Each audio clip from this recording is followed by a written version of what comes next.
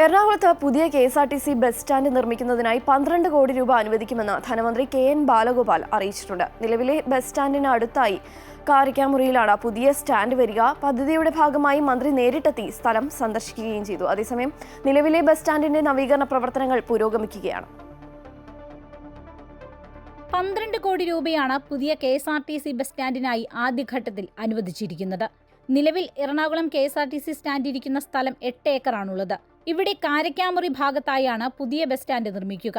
ഉയരത്തിലുള്ള സ്ഥലമായതിനാൽ വെള്ളക്കെട്ട് പ്രശ്നം ഒഴിവാകുമെന്നാണ് കണക്കുകൂട്ടൽ. പിന്നീട് നഗരത്തിലെ പ്രധാന കച്ചവട കേന്ദ്രങ്ങളിലൊന്നായി ഈ പ്രദേശത്തെ മാറ്റാനാണ് ഉദ്ദേശിക്കുന്നത്.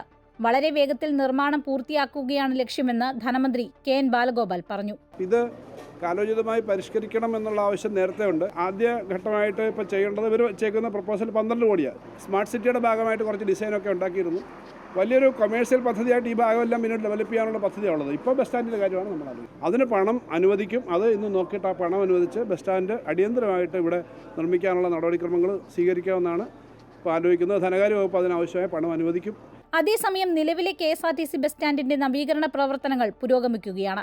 സ്വകാര്യ കമ്പനിയുടെ CSR ഫണ്ടും MLA TJ വിനോദിന്റെ ആസ്തി വികസന ഫണ്ടും ഉപയോഗിച്ചാണ് നിർമ്മാണ പ്രവർത്തനം നടക്കുന്നത്.